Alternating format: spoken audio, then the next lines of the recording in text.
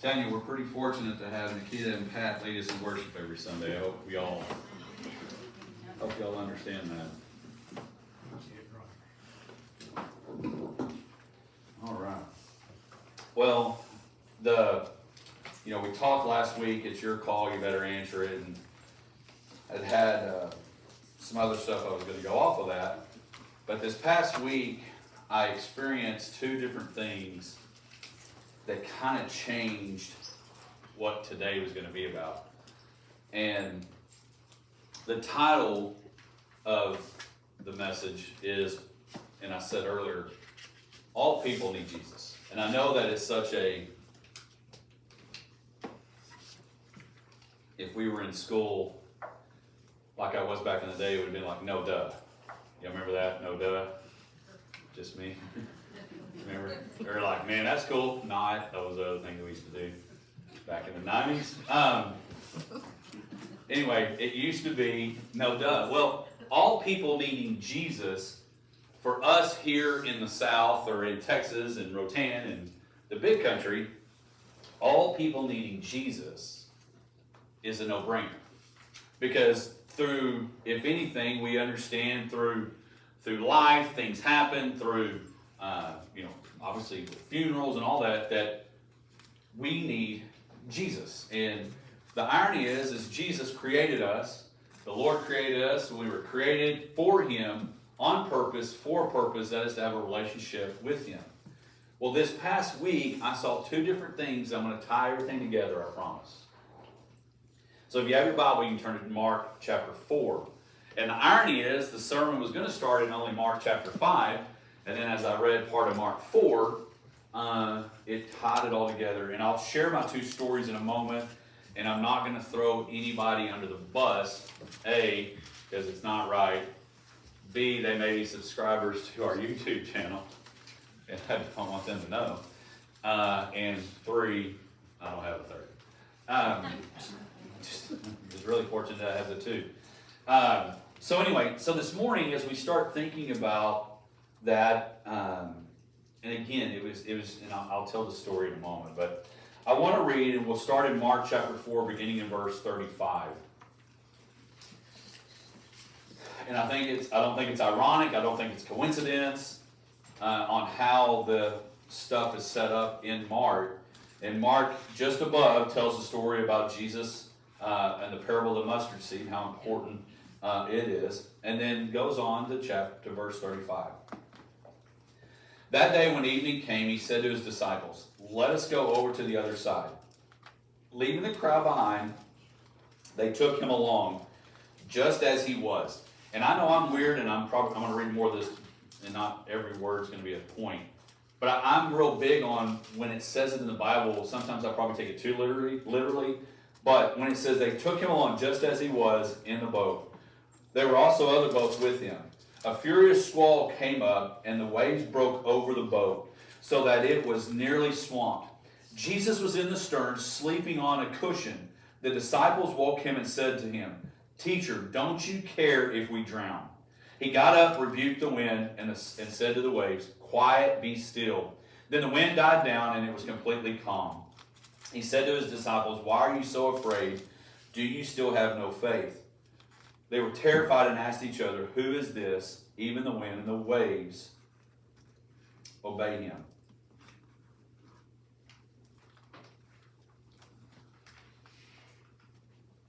Storms are going to happen. Some storms are good. And the thing about storms, we just talked about it in the prayer time.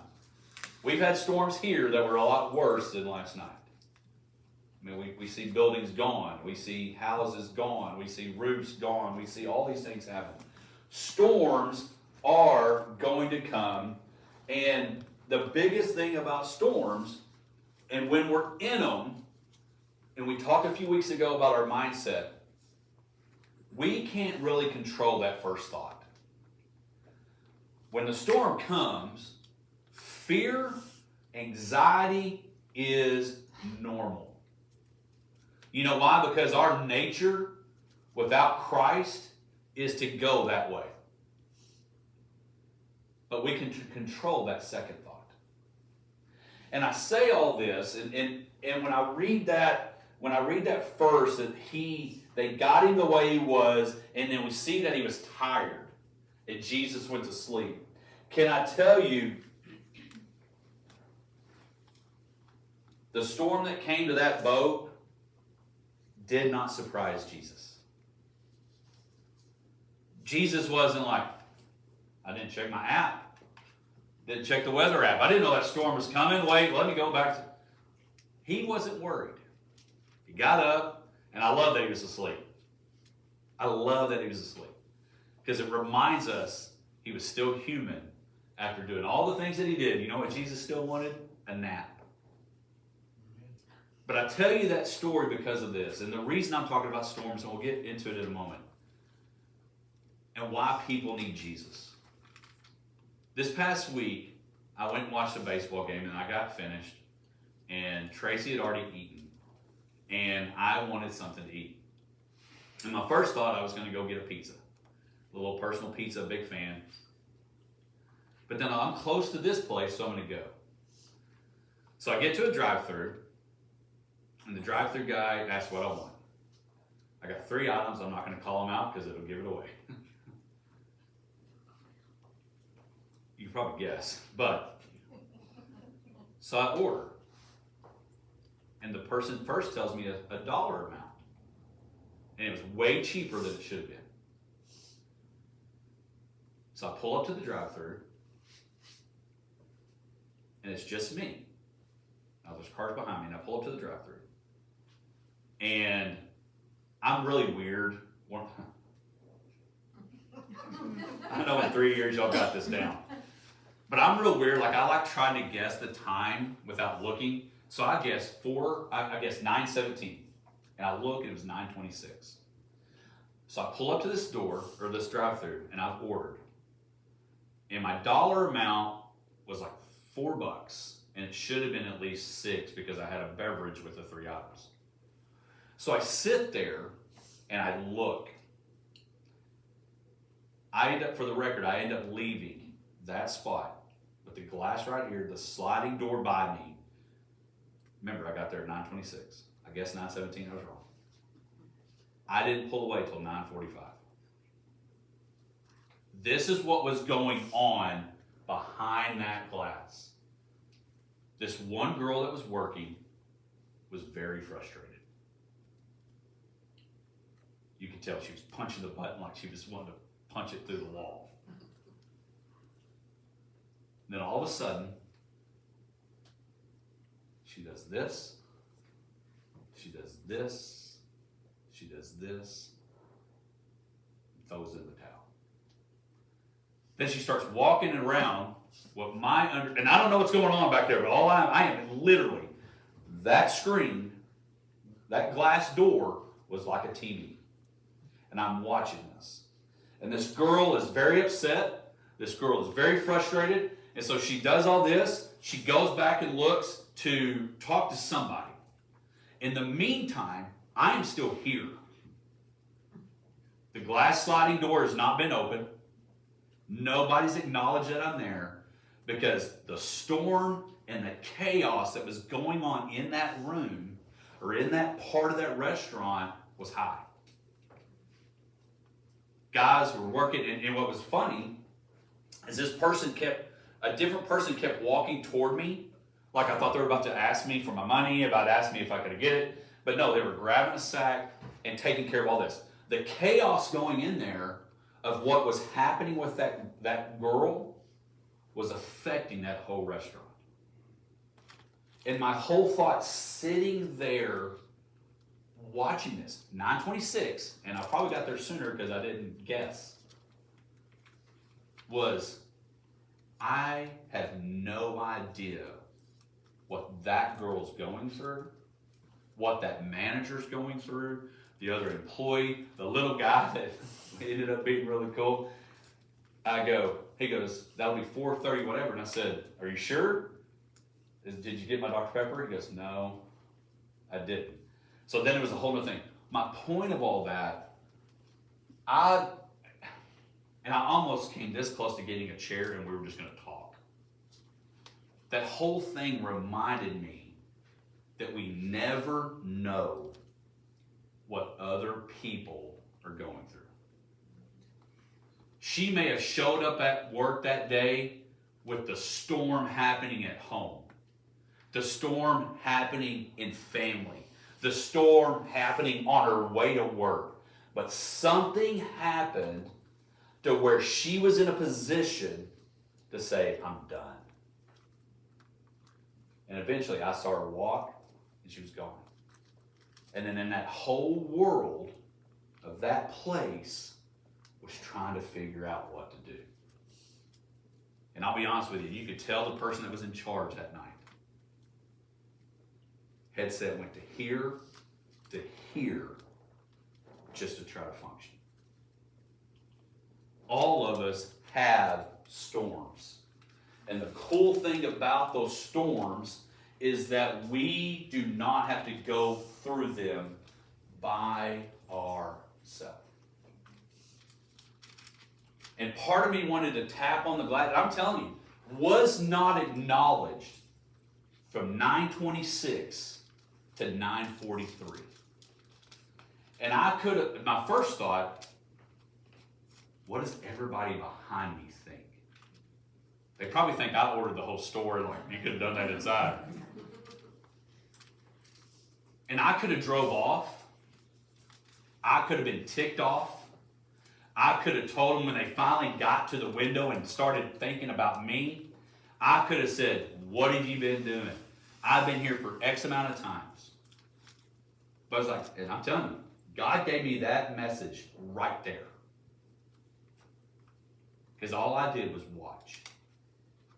And the chaos that was going on in there reminded me every single one of them in that room was just trying to get stuff served and done.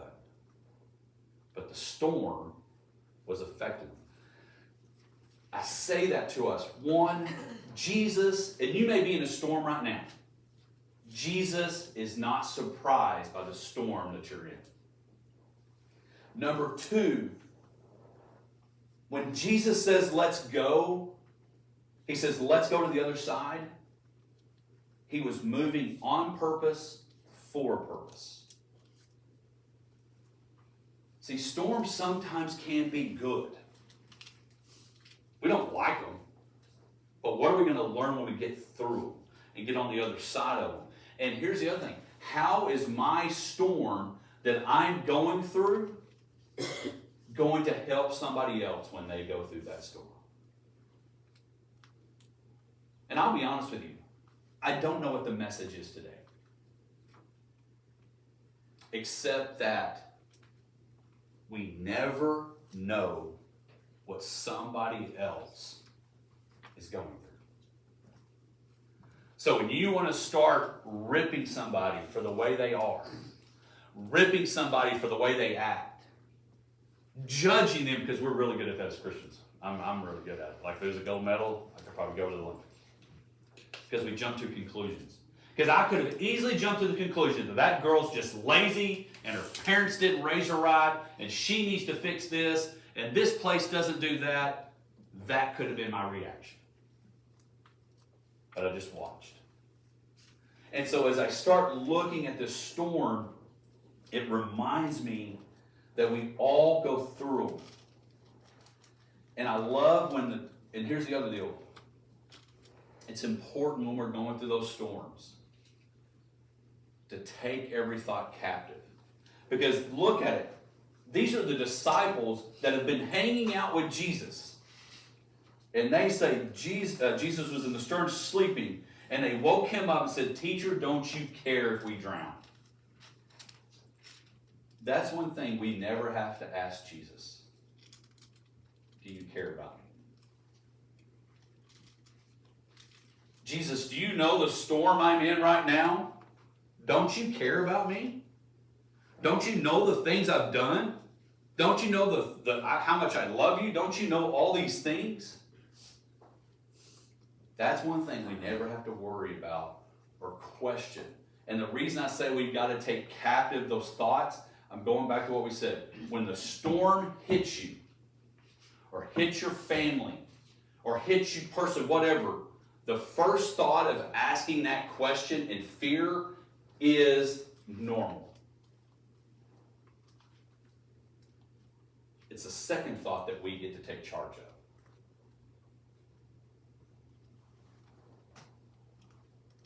Be quiet and be still. The wind died and it was completely calm. He said to his disciples, why are you so afraid? Do you still have no faith? They were terrified and asked each other, who is this? Even the storms and the waves obey him.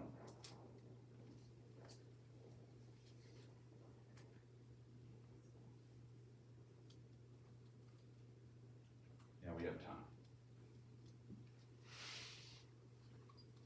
And these are believers that are going through a storm. And then in Mark chapter 5, we see this.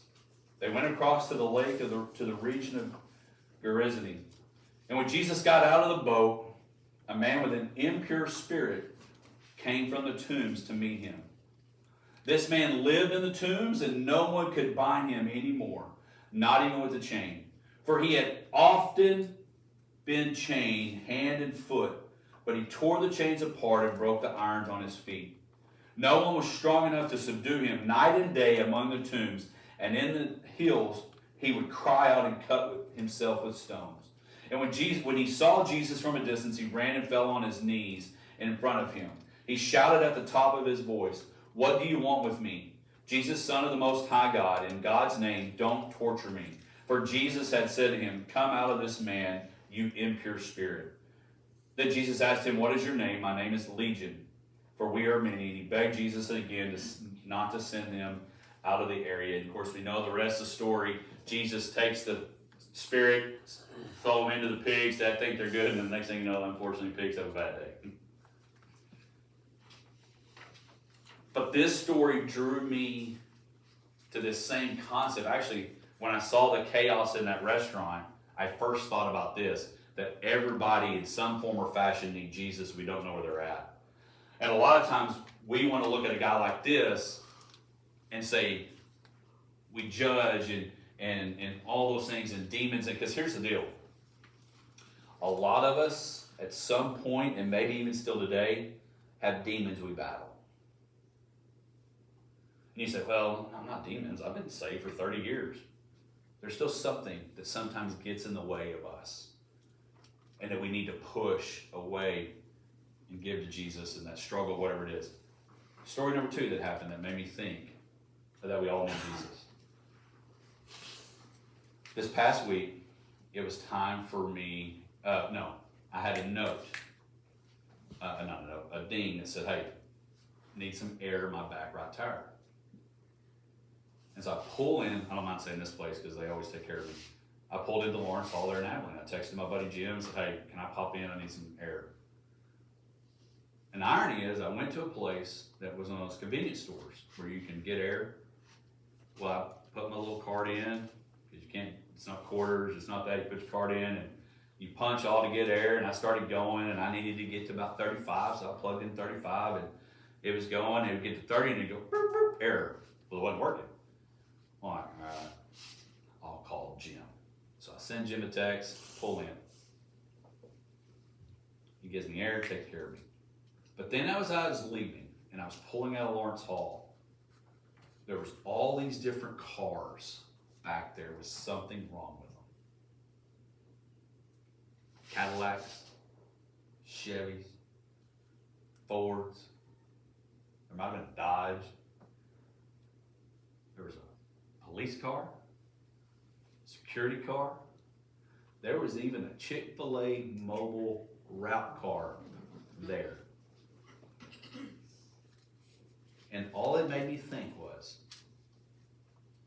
all those cars have a story of why they're there. And I know this is cheesy.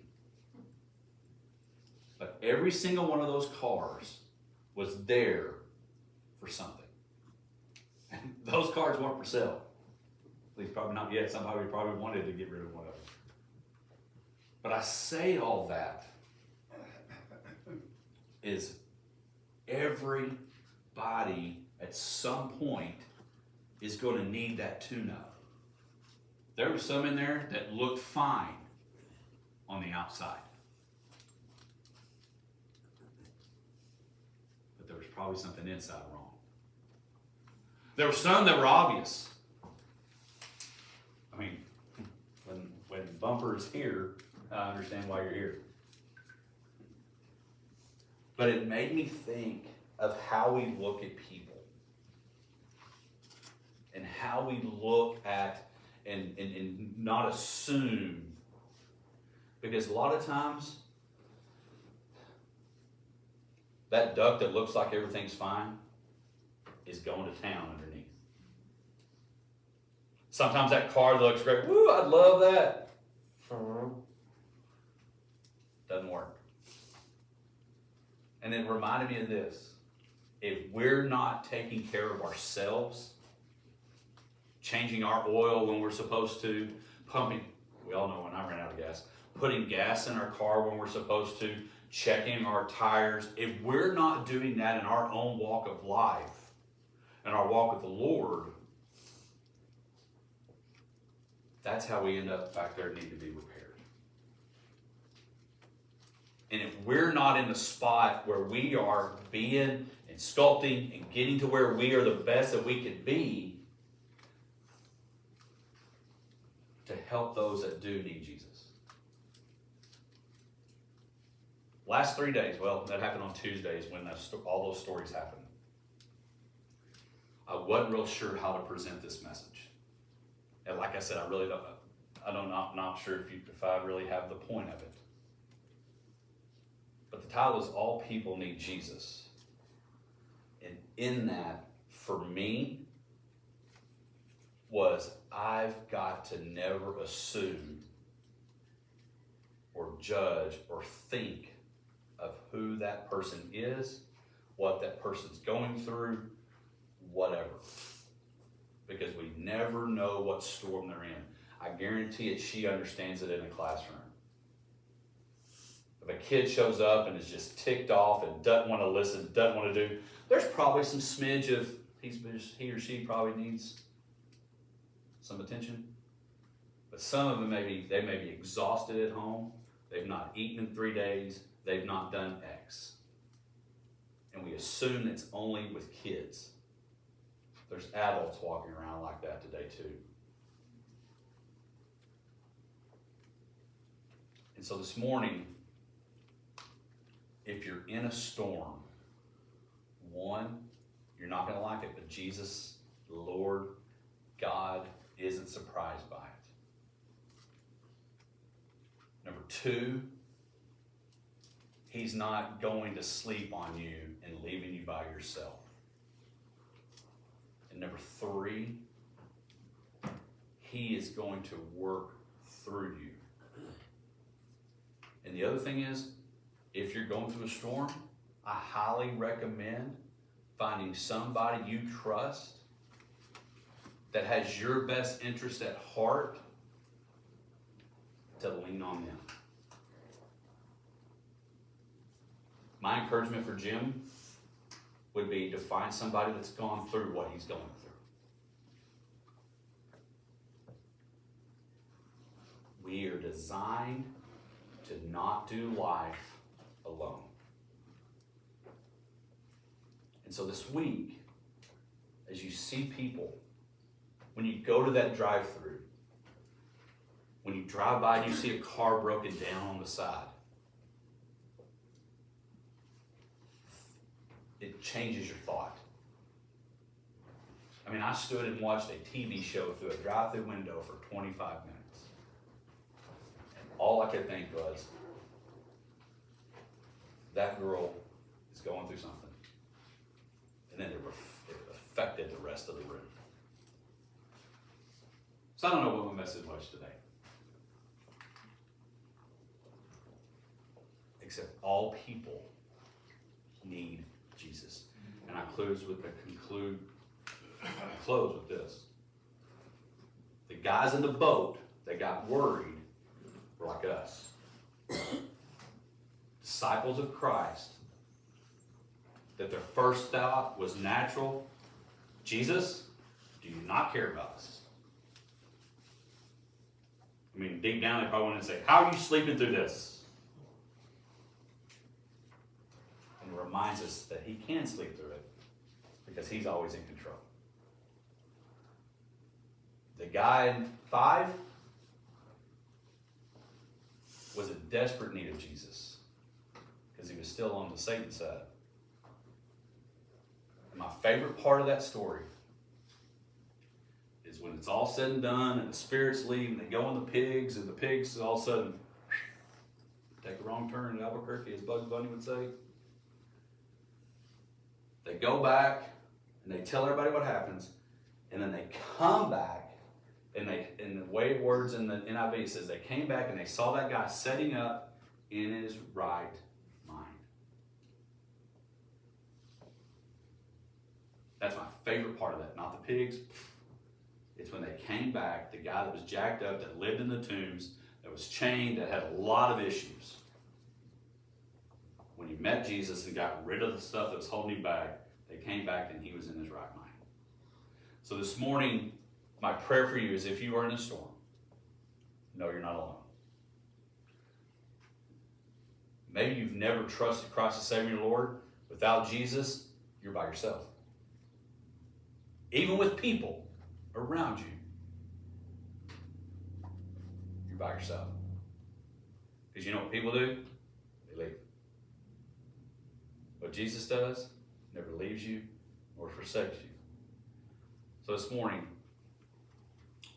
Pat's going to play, and there's a song, that not this one, but she's like, whoa, I don't know that song. There's a song called I Will Rise by Chris Tomlin. And he talks about, and this is where I'm finished. He talks about, there's 3 things he says in this song. Jesus is overcome. The grave is overwhelmed. Victory is won. He is risen from the dead. And then he goes into the chorus, I will rise. I say all that to say this. That's why the storm can't win, is because Jesus isn't in a tomb anymore. The reason you can rise is because the grave is overwhelmed. He is risen. That's why. In the very first song, because we have a place that is truly our home, and it ain't here. So whatever storm, whatever it is, know Jesus is here with you. You come, you stand, you pray. Try to guess what restaurant I was at. But know the storm doesn't have to win.